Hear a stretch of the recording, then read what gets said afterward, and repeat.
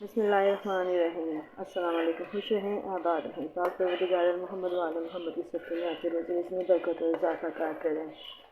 आज मैं दोबारा जो रेसिपी आपसे शेयर करने लगी हूँ वो बहुत फरमाइश के ऊपर मैं दाल और पालक बना रही हूँ। दाल पालक बनाने के लिए यहाँ पर मैंने मसाला भूनने के लिए रखा है, जिसमें मैंने अदरक लहसुन का पेस्ट, टमाटर और एक अदर प्याज मैंने फ्राई करके उसमें ये तमाम चीज़ें डाल दी थी। स्पाइसेस में नमक, हल्दी पाउडर, सूरख मिर्च और खुश्क धनिया जो कुटा हुआ था वो मैंने शामिल किया है। और अब इस मसाले को मैं अच्छी तरीके से तैयार कर रही हूँ, भून रही हूँ। आप इसमें अपने टेस्ट के मुताबिक मिर्चों वगैरह को इस्तेमाल कर सकते हैं। ये मसाला जब अच्छी तरीके से भुन जाएगा तो इसमें मैं आगे का काम जो करूँगी वो मैं आपको बताऊँगी। ये देखिए जी गाइस, मसाला बहुत ज़बरदस्त हमारा रेडी हो गया है। अब इसमें मैं पालक शामिल करूँगी। पालक को मैंने अच्छी तरीके से धोकर उसको बारीक बारीक काट लिया है और फिर दोबारा उसको मैंने पानी धोया था। तो अब ये सारी पालक मैं इसमें शामिल करती जाऊंगी।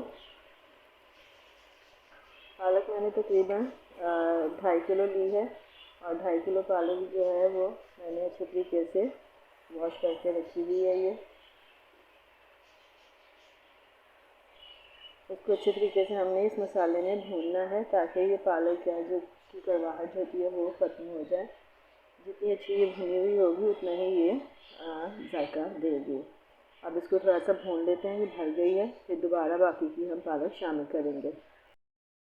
ये देखिए जी गाइस, पालक हमने शामिल कर दी है सारी। और पालक में पानी देखिए कितना छोड़ा है, क्योंकि मैंने पालक को अभी थोड़ी देर पहले ही धोया था। अगर 1 घंटा पहले हम धो के इसको छन्नी में डाल के रख दें जाली वाली टोकरी में तो वो पानी जो है वो इसका निकल जाता है। लेकिन अभी मैंने चूँकि अभी फ़ौरन ही धो के तो मैंने पानी इसको शामिल कर लिया, तो इसलिए इसने पानी ज़्यादा छोड़ दिया है। और यहाँ इसी स्टेज पर मैं यहाँ पर इसमें दाल चना भी शामिल कर दूँगी, जिसमें मैंने 3 से 4 हरी मिर्चें भी कट करके डाली हैं।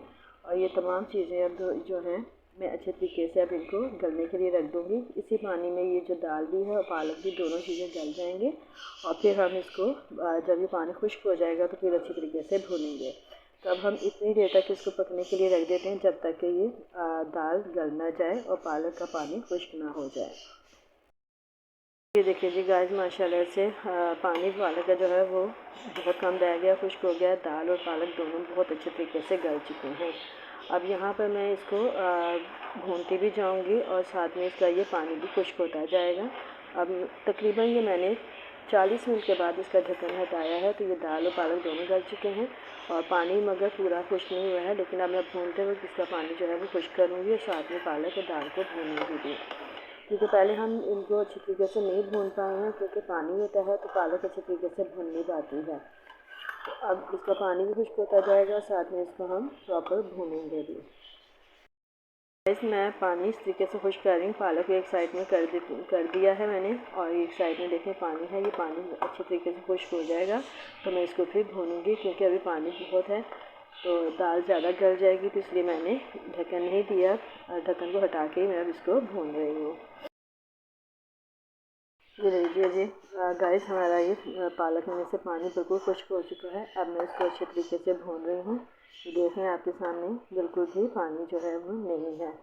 तो इसी तरीके से हमने पालक में से पानी को खुश्क करना है और फिर हम इसको अब 5 से 10 मिनट तक भूनेंगे।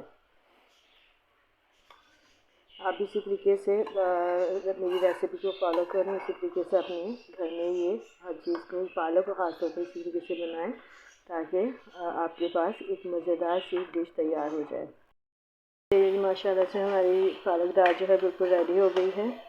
यकीनन आपको हमारी आज की ये रेसिपी पसंद आई होगी। रेसिपी पसंद आई तो लाइक करें, शेयर करें, मेरे चैनल को सब्सक्राइब करें।